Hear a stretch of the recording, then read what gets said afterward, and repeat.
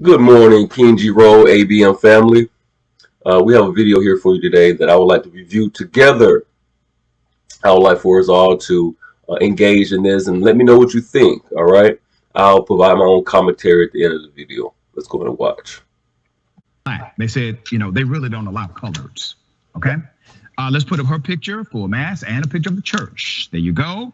A woman went to social media alleging a member of First Baptist of Forest City in Arkansas had turned her and her family away because they were in fact black.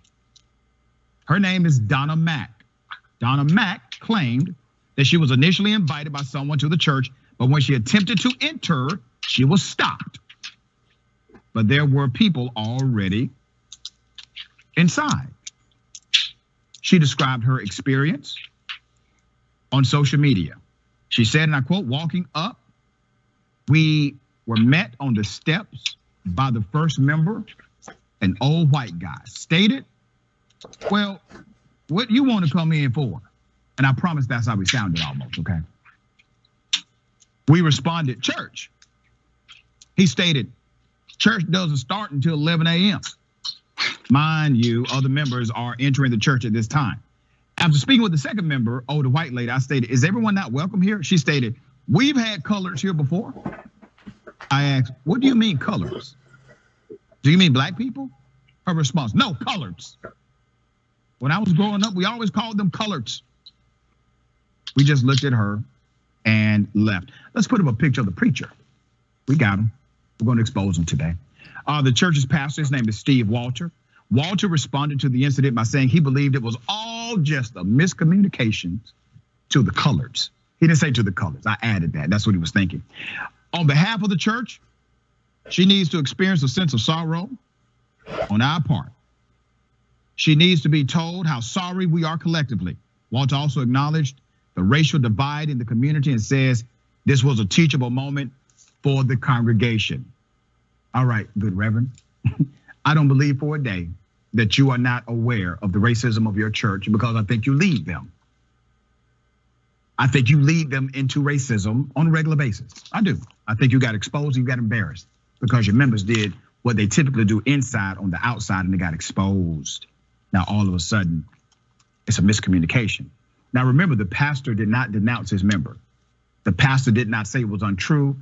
If it's true, pastor, why did you not denounce the member and say, we don't want those people, racist people in this church? They got to get the hell up out of here. Why didn't you say that, preacher?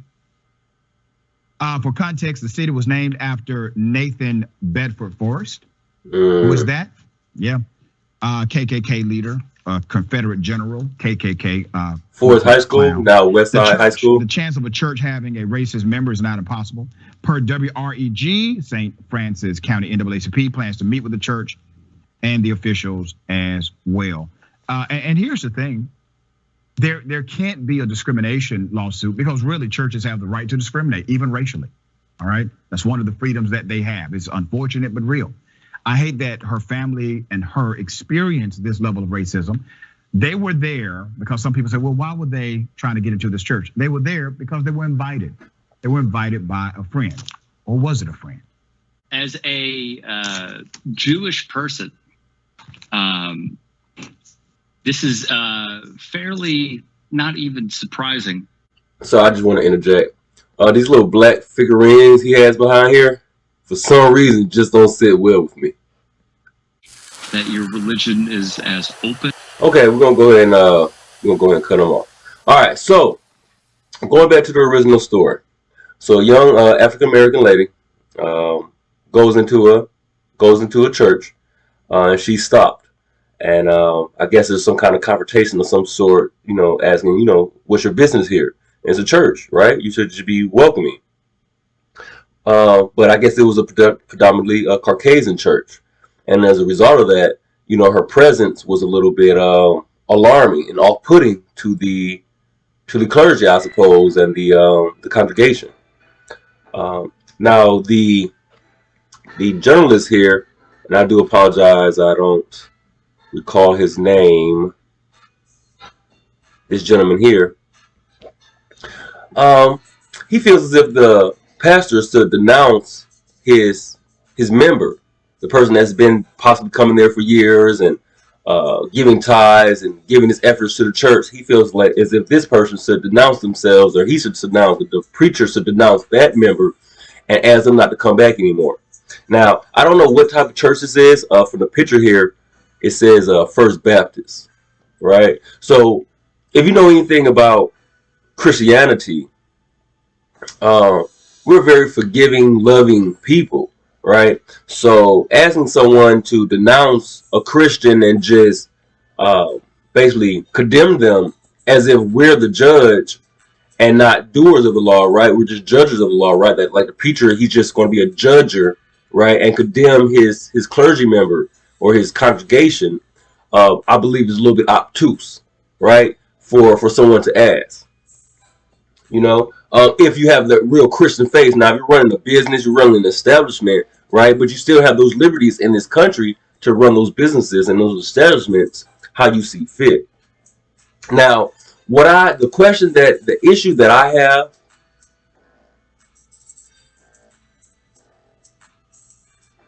is why she felt the need to visit this church, right? I guess maybe she was looking for a church home.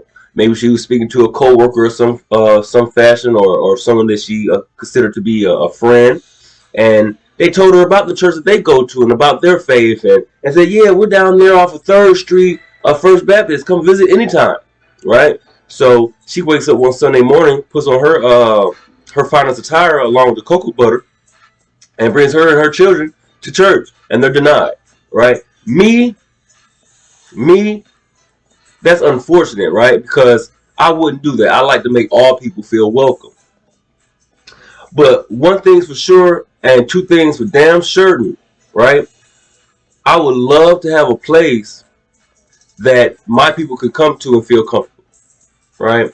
A place that my people could come to and not be ostracized and not be singled out and be looked at as a piece of hair on the chicken, right? It just stands out, something that needs to be plucked. So you put yourselves in this situation where you're a black speck on a white board, right? And then you act as if you don't know what's going on in our country, what goes on in our world, right? And you get on here and you want someone to feel sympathy for you. But you pass how many African American churches on the way to this church? I don't know the neighborhood. I don't know the area. But you went left when you could have went right. Right? The Bible says something about when Moses was finna murk somebody, he looked to the left, he looked to the right, he should have looked up. Right? So you pass all these churches, the places that could have used your tithes, that could have used your offering, right? To help them keep what they got going, right? You could have lent your services to these particular individuals, right? The people that look like you, the people that want you, the people that love you, the people that enjoy you. But you choose to overlook them and hop over here to this particular church. And you got your issue, right? When Clyde went into that little diner, right? And he asked for a slice of pie. And they told him they didn't have any black pie. They only had whites only pie. And that's totally fine. That's totally fine. What is up to us to do, for our people to do, is make sure that we have our own pie. This is ABM, Alternative Broadcasting Media, brought to you by GordonGlobal.org. I'm your host, King G. Rose.